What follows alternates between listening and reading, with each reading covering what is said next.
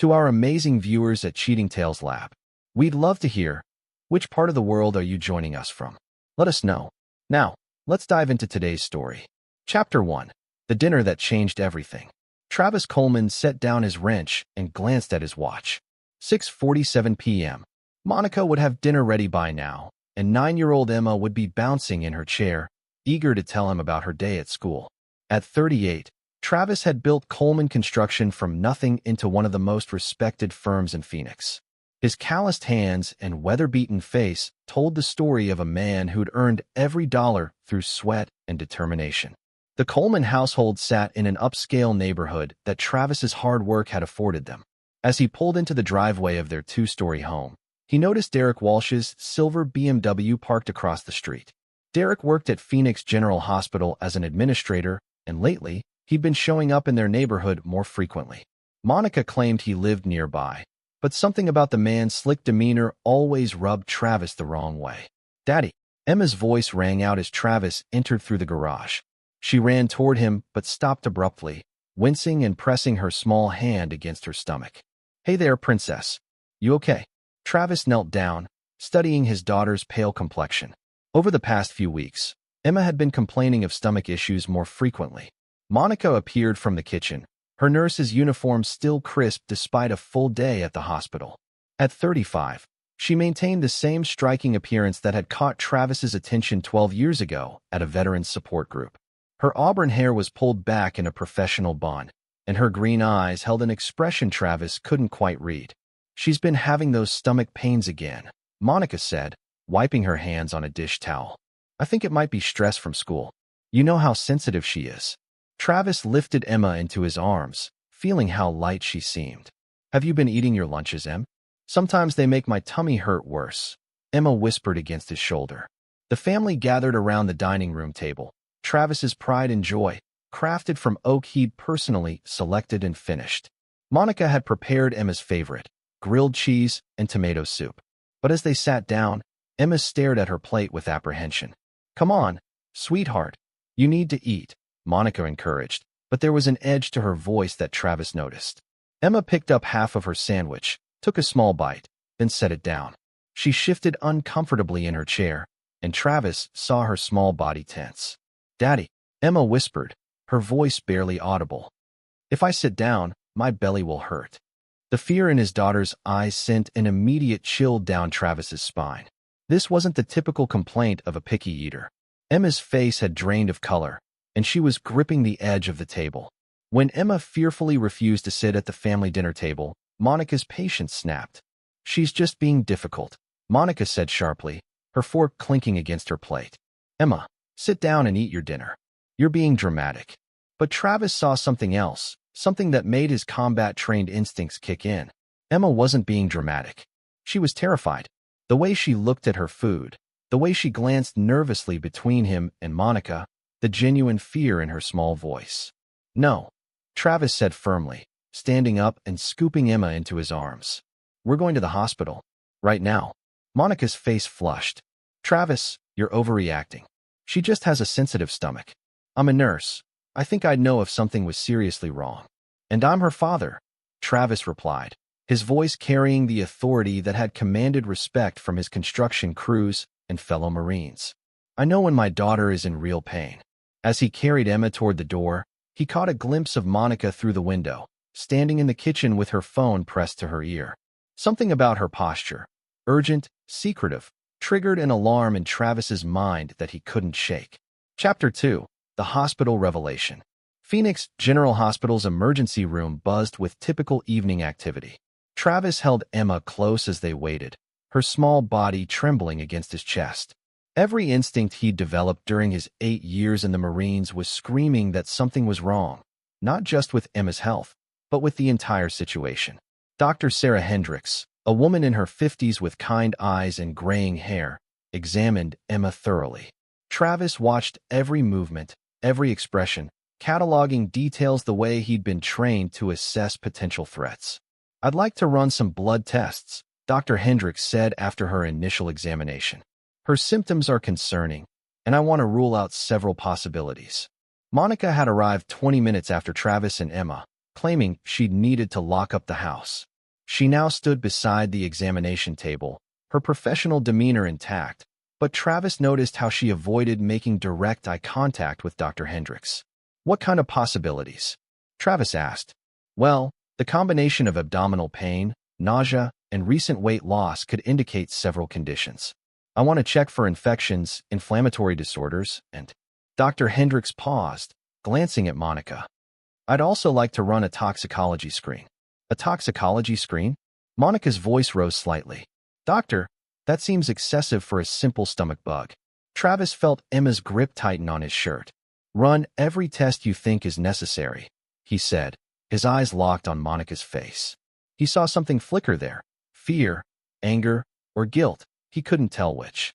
2 hours later, Dr. Hendricks returned with results that made Travis's blood run cold. "I need to speak with you privately," she told Travis, gesturing toward a small consultation room. Monica moved to follow, but Dr. Hendricks held up a hand. "Just Mr. Coleman for now." In the consultation room, Dr. Hendricks closed the door and fixed Travis with a serious stare. "Mr. Coleman, Emma's blood work shows elevated levels of several medications that she shouldn't have access to. Specifically, we found traces of diphenhydramine, lorazepam, and small amounts of digoxin." Travis felt his world tilt. "What does that mean?" "Those are prescription medications. Diphenhydramine in large doses causes nausea and abdominal pain. Lorazepam is an anxiety medication that can cause confusion and weakness. Digoxin is a heart medication that's particularly dangerous for children." Dr. Hendricks leaned forward. "Mr. Coleman, these substances don't accidentally end up in a child's system." The room seemed to shrink around Travis. His mind raced through possibilities, but one terrible truth kept surfacing. "You're saying someone has been giving these to my daughter?" "I'm saying we need to involve Child Protective Services and the police. This appears to be deliberate poisoning." Travis's hands clenched into fists.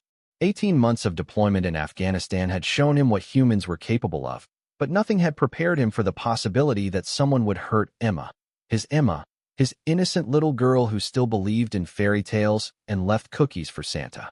"Doctor, I need to ask you something, and I need you to be completely honest with me," Travis said, his voice deadly calm. "How long would someone need to be giving her these medications to cause her current symptoms?" "Based on the levels we're seeing and her described symptoms, I'd estimate several weeks, possibly longer. This has been systematic." Travis closed his eyes, remembering Emma's gradual decline over the past month. The lost appetite, the increasing complaints about stomach pain, the way she'd become more clingy and fearful. Someone had been slowly poisoning his daughter, and he'd been too busy with work to see it. "Where's your wife now?" Dr. Hendricks asked gently. "In the waiting room with Emma." Travis stood up, his military training taking over. "Doctor, I need you to do something for me.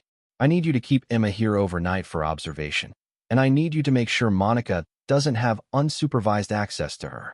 Dr. Hendricks nodded. "I can arrange that.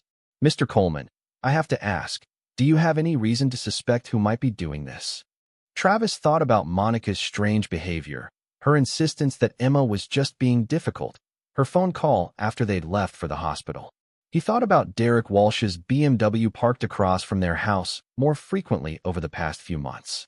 "I'm going to find out," he said, and Dr. Hendricks heard something in his voice that made her glad she wasn't the target of his investigation. Chapter 3. The Discovery.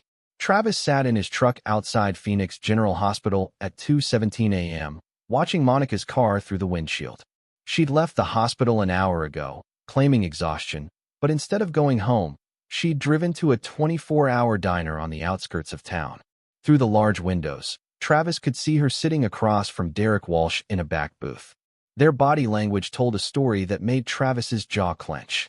Monica leaned forward, gesturing urgently. Derek's hand covered hers across the table. This wasn't a casual encounter between acquaintances. Travis had spent the last hour calling in favors from his military contacts. Tommy Rodriguez, who now worked private security, had access to surveillance equipment. Mike Chun ran background checks for a living. By morning, Travis would know everything about Derek Walsh and have a clearer picture of what he was dealing with. His phone buzzed with a text from Dr. Hendricks. "Emma is resting comfortably. Blood work will be repeated in the morning. CPS and police have been notified as required by law." The police. Travis had served his country with honor, respected the law, built his business through honest work. But as he watched his wife conspire with another man in that diner, the same wife who had been systematically poisoning their daughter, Travis felt something dark and primal awakening inside him. At 3:45 a.m., Monica and Derek exited the diner separately. Derek kissed Monica's cheek before getting into his BMW. Monica sat in her car for several minutes, phone pressed to her ear again, before finally driving home. Travis waited another hour before following. He needed to think, to plan. The Marines had taught him that successful operations required intelligence, patience, and decisive action. This would be no different. Back home, Travis entered through the garage, moving silently through the house he'd built with his own hands. Monica was already in bed, apparently asleep. He slipped into his home office and began searching through Monica's belongings with systematic precision. In her purse, he found a small pill bottle with no label. Inside were white tablets that looked identical to ones he'd seen Derek handling at a hospital fundraiser last year. Digoxin, if he remembered correctly, the same medication Dr. Hendricks had mentioned. Travis's hands trembled as he photographed the pills with his phone. His daughter had been living in the same house as her poisoner, eating meals prepared by someone who was slowly killing her.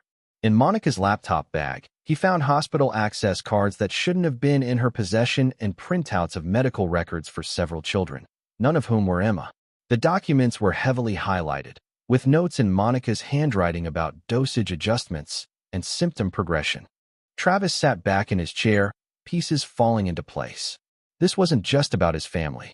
Monica and Derek were involved in something larger, something that involved other children. The hospital records, the systematic poisoning, Derek's position as administrator. They were using his medical access to hurt kids. But why? Insurance fraud? Some sick research project? Travis didn't know yet, but he was going to find out. His phone rang, startling him. Tommy Rodriguez's name appeared on the screen. Travis, I've got preliminary information on your boy Derek Walsh. You're not going to like this. Tell me. Derek Walsh, 42, hospital administrator at Phoenix General for 3 years. Before that, he worked at 2 other hospitals, both terminated under suspicious circumstances. No charges filed, but there were allegations of medication discrepancies and patient welfare concerns. Travis felt ice in his veins. What kind of patient welfare concerns? Kids, Travis. Both hospitals, there were patterns of children getting sicker instead of better under his watch. Hospital lawyers made the problems disappear with settlements and NDAs, but the pattern is there if you know where to look. Travis closed his eyes. And my wife. Monica Coleman, 35, registered nurse. Clean record until about 6 months ago when she transferred to Derek's department. But here's the interesting part. She's been having financial problems. Credit cards maxed out, missed mortgage payments. Whatever she's doing with Derek, it's probably for money. After hanging up, Travis sat in the darkness of his office, surrounded by evidence of his wife's betrayal. Not just infidelity. Monica was helping Derek hurt children, including their own daughter, for money. Travis had killed enemy combatants in Afghanistan. He'd seen the worst humanity had to offer and emerged with his moral compass intact. But this was different. This was personal. This was Emma. As dawn broke over Phoenix, Travis Coleman began planning the most important operation of his life. Monica and Derek had made the fatal mistake of targeting his family. They were about to learn what happened when someone threatened everything Travis held sacred. The war they'd started was about to end, but not in their favor. Chapter 4. Gathering Intelligence. Travis arrived at Phoenix General Hospital at 8 a.m., carrying flowers and wearing the concerned father mask that came naturally after a night of planning. Emma was awake, color returning to her cheeks, chattering excitedly about the nice nurses who'd brought her coloring books. "Daddy, I feel so much better," Emma announced as he hugged her. "My tummy doesn't hurt anymore." Dr. Hendricks pulled Travis aside with updated test results. The levels of medication in her system have dropped significantly overnight. With proper care and no further exposure, she should make a complete recovery. No further exposure, Travis repeated, watching Monica through the doorway as she fussed over Emma's blankets. "Doctor, I need to ask you a favor. I need you to tell Monica that Emma needs to stay another night for observation." Dr. Hendricks studied his face. "Mr. Coleman, the police will want to interview your family today. Are you prepared for that?" I'm prepared for whatever's necessary to protect my daughter. What Dr. Hendricks didn't know was that Travis had already spoken with Detective Lisa Park at 6 a.m. Not to confess his suspicions about Monica, but to learn about the investigation timeline. He needed 48 hours before the police made their move. Travis spent the morning at the hospital, but by afternoon, he was across town meeting with Tommy Rodriguez and Mike Chun at a construction site. The noise of machinery would mask their conversation perfectly. "I've got more information about your wife's boyfriend," Mike said, handing Travis a thick folder. "Derek Walsh has been very busy. 3 hospitals in 5 years, always leaving under mysterious circumstances. Each time, there were reports of children experiencing unexpected complications." Tommy opened a laptop and showed Travis surveillance photos from the previous night. After the diner, Derek went to a storage unit across town. Stayed there for 30 minutes. "I got the unit number." "What's he storing?" Travis asked. "That's what we're going to find out tonight. But first, look at this." Tommy pulled up banking records on his screen. Derek's been making regular payments to an offshore account. Same account that's been receiving payments from someone named M. Coleman for the past 6 months. Travis studied the financial records. Monica had been paying Derek, not the other way around. They're not doing this for money from insurance fraud, he realized. Someone else is paying them. Mike nodded grimly. "I think your wife and Derek are part of something bigger. A network that's using children as test subjects for pharmaceutical research. Derek provides access to kids through his hospital positions, and Monica provides the medical knowledge to administer whatever they're testing." The pieces clicked into place for Travis. Emma wasn't just a victim of his wife's infidelity. She was a test subject in an illegal human experimentation ring. The systematic poisoning, the careful documentation, the multiple hospitals in Derek's background. "How many other children?" Travis asked. "Based on the medical records you photographed, at least 12 in the Phoenix area. Maybe more in Derek's previous cities." Travis stood silent for a long moment, processing the magnitude of what Monica and Derek had done. Then his phone rang. Monica's name appeared on the screen. "Travis, where are you? Emma's asking for you, and I think we should discuss getting her home soon." "I'll be there in an hour," Travis replied, his voice steady despite the rage building inside him. "Monica, did the police speak with you yet?" "Yes, this morning. They asked a lot of questions about Emma's diet and medications." "Travis, I think someone at her school might be responsible. You know how some of those teachers are with difficult children." Travis closed his eyes. Even now, with Emma recovering in a hospital bed, Monica was trying to deflect blame onto innocent people. "We'll figure it out, Monica. I'll see you soon." After hanging up, Travis turned to his 2 friends. "Tommy, I need you to get into that storage unit tonight. Mike, I need complete backgrounds on everyone connected to Derek's network. And I need something else." "Name it," Tommy said. "I need to know how to make Derek and Monica disappear without anyone ever finding them." Mike and Tommy exchanged glances. They'd served with Travis in Afghanistan and knew he wasn't a man who made idle threats. "Travis," Mike said carefully, "if you're planning what I think you're planning, there's no coming back from it." Travis thought about Emma's terrified whisper at the dinner table, about the fear in her eyes, about the systematic poisoning she'd endured for weeks while he'd been oblivious. "They crossed a line when they touched my daughter," Travis said. "They crossed another line when they involved other children. I'm not looking for a way back." That evening, while Monica sat beside Emma's hospital bed reading fairy tales, Travis was learning everything he needed to know about making 2 people vanish from the earth without leaving a trace. The planning phase was almost complete. Soon, it would be time for action. Chapter 5: The Network Unveiled. The storage unit contained horrors that would haunt Travis for the rest of his life. Medical equipment, vials of experimental drugs, and most damning of all, detailed files on 47 children across 4 states. Tommy's surveillance photos showed the scope of Derek and Monica's operation, a systematic network of child experimentation spanning 3 years. Travis sat in his truck at 3 a.m., studying the files by flashlight. Each child's folder contained photos, medical records, and meticulous documentation of drug trials. Emma's file was marked Subject 23A and contained notes in Monica's handwriting about optimal dosage responses and behavioral modifications. His daughter hadn't just been poisoned, she'd been treated like a laboratory rat. One file made Travis's blood freeze. a 7-year-old boy named Tyler Morrison who died 6 months ago in Derek's previous hospital. The death certificate listed sudden cardiac failure, but Derek's notes revealed the boy had been given experimental heart medications that caused fatal arrhythmia.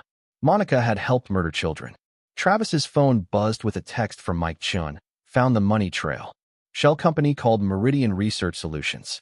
CEO is a man named Victor Hartley, former pharmaceutical executive who lost his license for illegal human trials. He's paying Derek and your wife $50,000 per month for access to test subjects. $50,000. That's what Emma's life was worth to Monica. A monthly payment from a disgraced pharmaceutical executive who saw children as disposable test subjects. Travis photographed every document in the storage unit, then carefully replaced everything exactly as he'd found it. Derek and Monica couldn't know their operation had been compromised. Not yet. At 6 a.m., Travis was back at the hospital. Emma was scheduled for discharge that afternoon, and Monica was discussing safety measures for home with the medical staff. Travis watched his wife perform the concerned mother act with Academy Award-worthy skill. Dr. Hendricks wants to see you, Monica told him. Something about follow-up care. In the consultation room, Dr. Hendricks handed Travis a sealed envelope. These are copies of Emma's complete medical records from the past 6 months. I noticed some irregularities that the police will want to investigate. Travis opened the envelope and found detailed documentation of Emma's mysterious symptoms. Symptoms that had been developing for exactly the time period Monica had been receiving payments from Meridian Research. Doctor, hypothetically speaking, if someone wanted to continue administering these medications to a child without detection, how would they do it? Dr. Hendricks looked uncomfortable. Mr. Coleman, I can't provide information that might be used to harm a child. Not to harm, Travis clarified. To prevent harm. I need to understand their methods to protect Emma. After a moment, Dr. Hendricks nodded. The medications we found could be mixed into food or drinks. They're tasteless in small doses. Someone with medical training could gradually increase dosages while monitoring the child's tolerance levels. Travis thought about the lunches Monica had packed for Emma, the special smoothies she'd made, the vitamins she'd insisted Emma take every morning. How long would it take to develop the symptoms Emma experienced? With systematic administration over several weeks, the symptoms would appear gradually. The perpetrator would appear to be a concerned caregiver seeking medical help, which would actually provide them with cover to continue the abuse. Travis left the hospital that afternoon with Emma and Monica, playing the role of relieved father. But that evening, while Monica was grocery shopping, Travis made a phone call that would change everything. Detective Park? This is Travis Coleman. I need to share some information about my daughter's case, but I need certain guarantees first. What kind of guarantees, Mr. Coleman? I need 48 hours before you make any arrests. I have evidence of a larger operation, but if you move too quickly, the people responsible will destroy evidence and disappear. Travis spent the next hour providing Detective Park with just enough information to ensure law enforcement would eventually take down the entire network. But he withheld the storage unit location and didn't mention his own plans for Monica and Derek. After hanging up, Travis opened his laptop and began researching Victor Hartley. The man lived in a compound outside Scottsdale, surrounded by security systems and private guards. He'd been investigating children's deaths for 3 years and profiting from their suffering. Travis's military training had taught him to neutralize threats systematically, starting with the most dangerous targets. Hartley was the head of the snake, Derek was the facilitator, and Monica was the weapon they'd aimed at innocent children. All three would pay for what they'd done to Emma and the other children. But they wouldn't die quickly. Travis planned to make them understand exactly what they'd put those children through, starting with the fear and helplessness Emma had experienced. As Travis tucked Emma into bed that night, she looked up at him with the trusting eyes of a child who believed her father could protect her from anything. "Daddy, will my tummy hurt again?" "No, princess," Travis promised, kissing her forehead. "No one will ever hurt you again." It was a promise he intended to keep, no matter what laws he had to break or boundaries he had to cross. The war was about to begin. Chapter 6. The Trap. Travis spent the next morning creating the perfect trap. His construction company had recently acquired a remote property 30 miles outside Phoenix, 200 acres of desert land intended for a future development project. More importantly, It was completely isolated and contained several abandoned buildings from a failed mining operation. The property would serve as his battlefield. At noon, Travis received a call that made his blood boil. Dr. Hendricks informed him that another child, 6-year-old Rebecca Torres, had been admitted to Phoenix General with symptoms identical to Emma's. The little girl was in Derek's wing of the hospital. "Mr. Coleman, I think you should know that your wife volunteered to assist with Rebecca's care," Dr. Hendricks said carefully. "Given the circumstances with Emma, I found that concerning." Travis closed his eyes. Monica and Derek weren't stopping. Even after Emma's hospitalization had drawn attention, they were continuing to use children as test subjects. "Doctor, is Rebecca in immediate danger? She's stable for now, but if someone continues administering the medications we found in Emma's system." Travis didn't let her finish. "I'll handle it." That afternoon, Travis called Monica from his office. "Hey, honey, I need to discuss something important with you. Can you meet me at the new property site after work? There's a situation with the development permits that affects our finances." Monica's voice carried a note of concern. "What kind of situation?" "The kind that could cost us the house if we don't handle it carefully. I need your signature on some documents, and we need to discuss our options privately." Monica agreed to meet him at 7 p.m.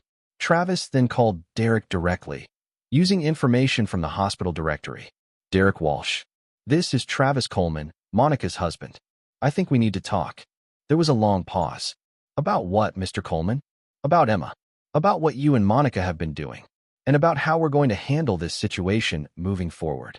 Travis heard Derek's breathing change. "I don't know what you're implying." "Cut the bullshit, Derek. I know about the storage unit. I know about Meridian Research.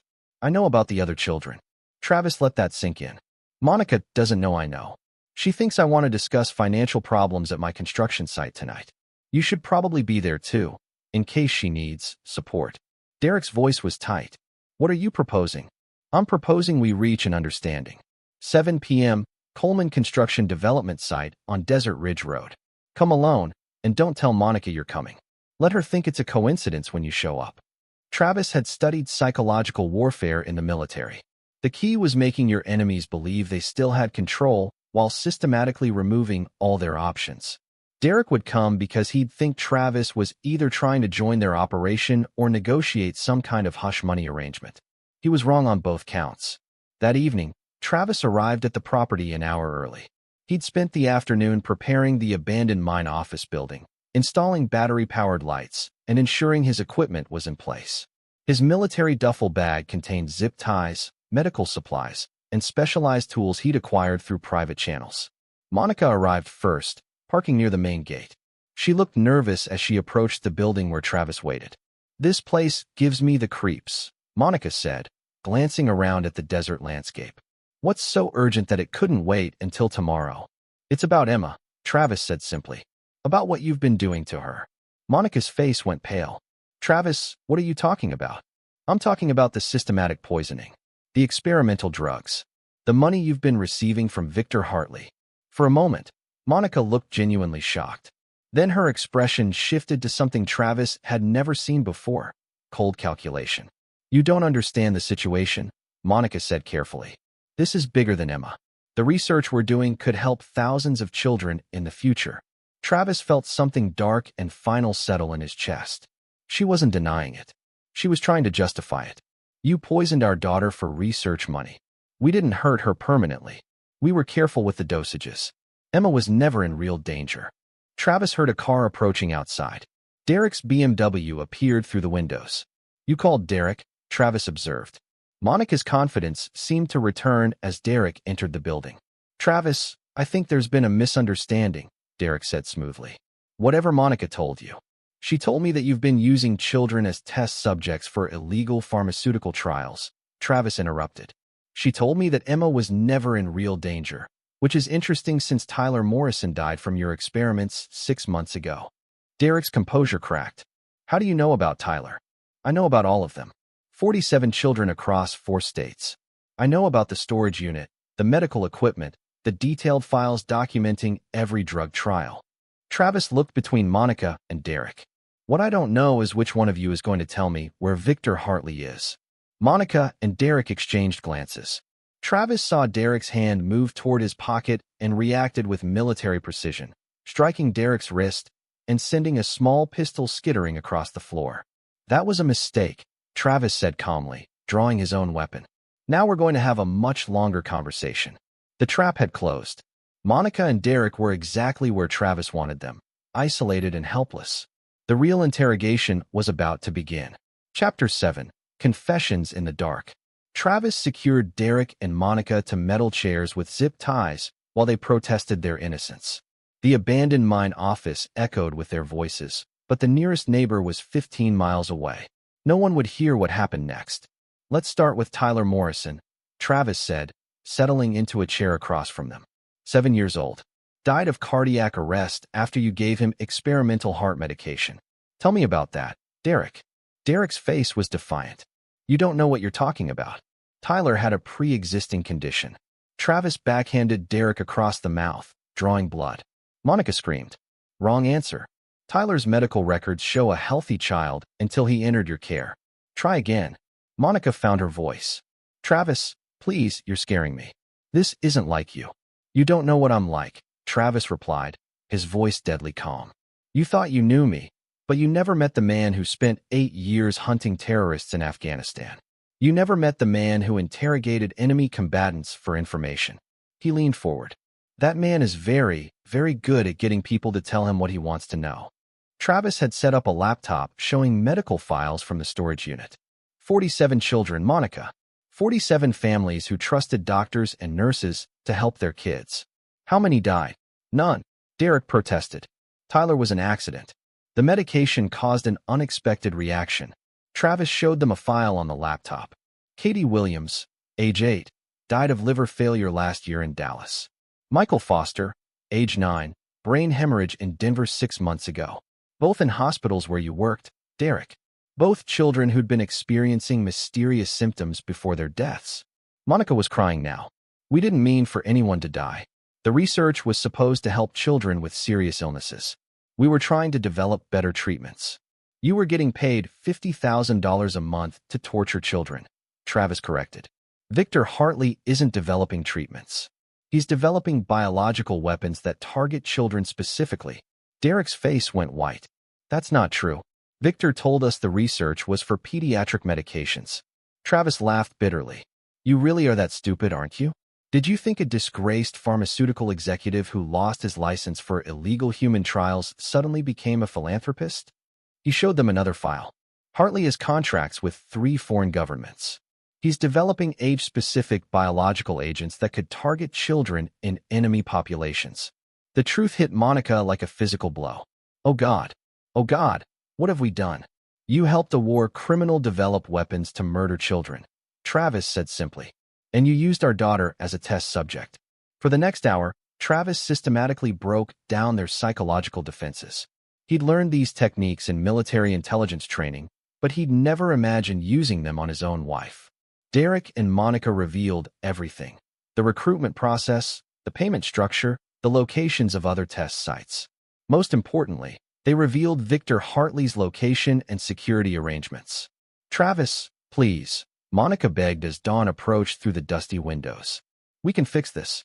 We can testify against Victor, help the authorities shut down the network.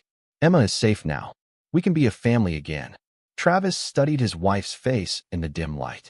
Even now, after confessing to poisoning their daughter and participating in the murder of children, Monica thought there was a path back to their normal life. Monica, do you remember what I told you when we got married? Monica's eyes filled with hope. You said you'd always protect our family. I said I'd never forgive anyone who threatened our family. I said I'd hunt down anyone who hurt the people I love and make them pay. Travis stood up. I meant every word. Derek tried to struggle against his restraints. You can't just murder us. The police will know it was you. The police will find evidence that you and Monica fled the country after realizing their investigation was closing in, Travis said. Your passports will show travel to a non-extradition country. Your bank accounts will show wire transfers to offshore holdings. Everyone will assume you escaped justice. Travis had spent the morning arranging the perfect cover story. Derek and Monica would simply vanish, leaving behind evidence of their guilt and apparent escape plans. As for Victor Hartley, Travis continued. He's going to have a very unfortunate accident. Gas leak explosion at his compound. Very tragic. The kind of thing that happens when you surround yourself with volatile chemicals and ignore safety protocols. Monica realized with growing horror that Travis had planned everything. You're going to kill all of us. I'm going to eliminate 3 people who torture children for money, Travis corrected. The world will be safer without you. As the sun rose over the Arizona desert, Travis began the final phase of his operation. Derek and Monica had served their purpose by providing intelligence about Hartley's operation. Now it was time to ensure they could never hurt another child. The war was almost over. Justice was about to be served. Chapter 8. The Final Hunt. Victor Hartley's compound sat on 50 acres of Scottsdale desert, surrounded by 12-foot walls and monitored by a sophisticated security system. But Travis had advantages that Hartley couldn't have anticipated. Detailed intelligence from Derek and Monica about the compound's layout, guard rotations, and Hartley's daily routine. More importantly, Travis had learned from Derek that Hartley kept his most sensitive research data in a personal laboratory within the compound. Research that would expose the entire network if it fell into the wrong hands. Travis parked his truck 2 miles from the compound at 4 a.m. on Tuesday morning. Derek and Monica were secured in the abandoned mine office, very much alive, but no longer capable of warning anyone. Travis needed them alive until after he dealt with Hartley. Their deaths would be timed to support his cover story about their apparent escape from justice. The compound's security was designed to keep out corporate espionage teams and government investigators, not military-trained infiltrators. Travis had studied the layout for 3 days, identifying weaknesses in the perimeter sensors and guard coverage patterns. At 4:17 a.m., Travis cut through the outer fence using insulated wire cutters, moving in the brief window between guard patrols. The compound's dogs were kept in a separate area during night hours. Derek had provided that crucial detail during his interrogation. Hartley's personal laboratory was located in the basement of the main house, accessible through a service entrance that connected to the compound's utility tunnels. Travis had memorized the building's blueprints, filed with the county during construction. Moving through the darkness with practiced stealth, Travis reached the service entrance without triggering any alarms. Derek had provided the access codes, changed monthly, but currently valid for another week. The laboratory was everything Travis had expected from a man who conducted illegal experiments on children, sterile, well-equipped, and filled with evidence of monstrous research. Computers hummed quietly, displaying data from ongoing trials.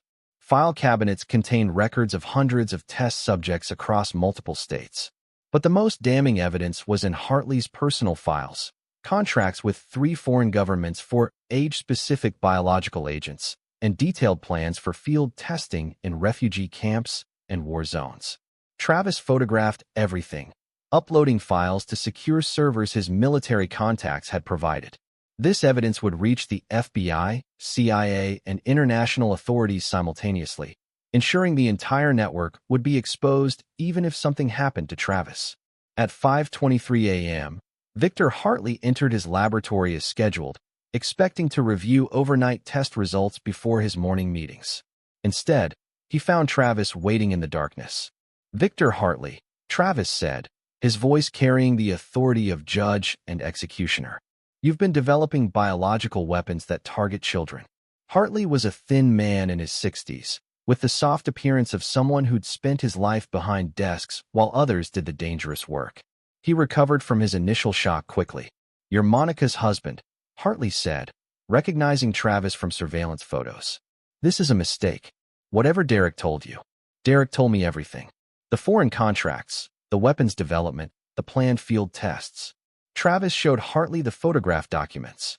47 children dead so far, with plans to kill thousands more. Hartley's composure cracked. "You don't understand the applications. These agents could end conflicts by targeting only military-age populations. They could save lives by making conventional warfare obsolete." Travis hit Hartley in the solar plexus, dropping him to his knees. "You're developing weapons to murder children.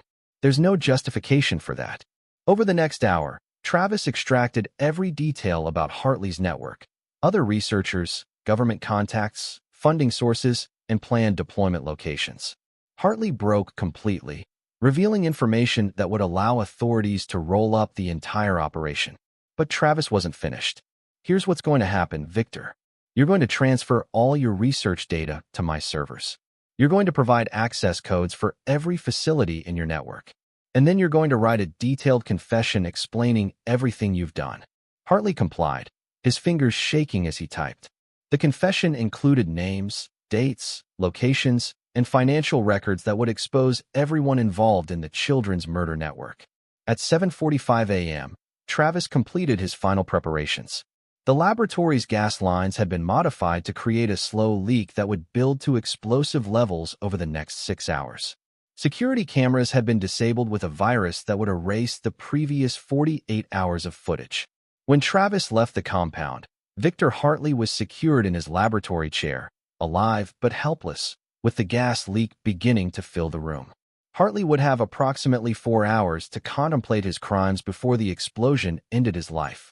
Travis drove back to the abandoned mine office, where Derek and Monica waited for the final phase of his operation.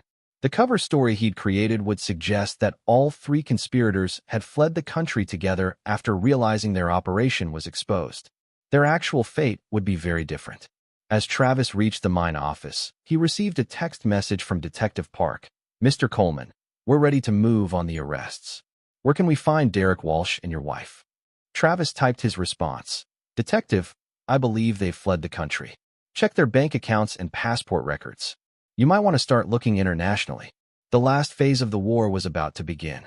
Chapter 9, Justice Served. At 11:47 a.m., Victor Hartley's compound exploded in a fireball that could be seen for 20 miles. Emergency responders found evidence of a gas leak and chemical storage violations that made the explosion appear tragically inevitable. Local news reported the death of a controversial pharmaceutical researcher whose compound had been under investigation for safety violations. Travis watched the news coverage from his truck, parked outside Phoenix General Hospital where Emma was visiting Dr. Hendricks for her follow-up appointment. His daughter was healthy, happy, and completely unaware that her father had just eliminated the 3 people responsible for her suffering. Detective Park called at 12:15 p.m. "Mr. Coleman, we've got some developments in your daughter's case. Derek Walsh and your wife appear to have fled the country. Their bank accounts show large wire transfers to offshore accounts, and passport records show they left for Brazil yesterday." "Brazil doesn't have an extradition treaty with the United States," Travis replied, playing his role perfectly. "Are you saying they got away?" "For now, but we've also discovered evidence of a larger network. A man named Victor Hartley, who died in an explosion this morning, appears to have been running an operation that involved multiple hospitals and dozens of children. We're going to need your help identifying other potential victims." Travis spent the afternoon providing Detective Park with carefully selected information, enough to ensure the investigation would uncover the full scope of the network, but not enough to implicate him in the disappearances. The evidence he'd uploaded from Hartley's laboratory would guide authorities to every remaining member of the organization. That evening, Travis tucked Emma into bed in their home. Their real home, not the safe house where they'd been staying since the hospital incident. Emma's nightmares had stopped, her appetite had returned, and she was asking to go back to school. "Daddy, where's Mommy?" Emma asked as Travis read her a bedtime story. Travis had prepared for this question. "Mommy had to go away for a while, Princess. She did some things that hurt people, and now she can't come home." Emma's 9-year-old mind struggled with the concept. "Will she come back?" "No, Emma. She won't be coming back." Travis kissed his daughter's forehead. "But I promise you'll always be safe.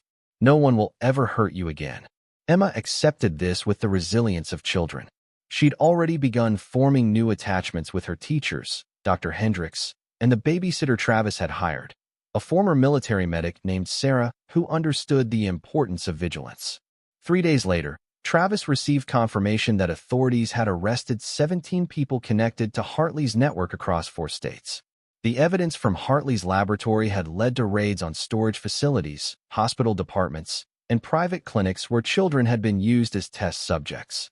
The investigation revealed the true scope of the horror. 127 children had been subjected to experimental drugs over 3 years, with 12 confirmed deaths. Parents who'd thought their children were receiving legitimate medical care learned they'd been victims of systematic abuse. Travis felt no guilt about Derek, Monica, and Hartley's deaths. They'd chosen to torture children for money, and they'd paid the price for that choice. The world was safer without them. 2 weeks after Emma's return to school, Travis received an unexpected visitor. Detective Park arrived at his construction office with a federal agent named Jennifer Kane. "Mr. Coleman, we need to ask you about some inconsistencies in the timeline," Detective Park said. "Security footage from your construction site shows your truck there on the night Derek Walsh and your wife allegedly left for Brazil." Travis looked directly at Agent Kane. "I was checking on equipment theft. We'd had some problems with vandalism at the remote sites." Agent Kane studied Travis with the intensity of someone trained to detect deception. "Mr. Coleman, the investigation into Hartley's network has revealed some interesting information. Someone provided anonymous tips that led us to evidence we never would have found otherwise. Someone with intimate knowledge of the operation." Travis maintained eye contact. "I hope whoever provided that information helped you save some children."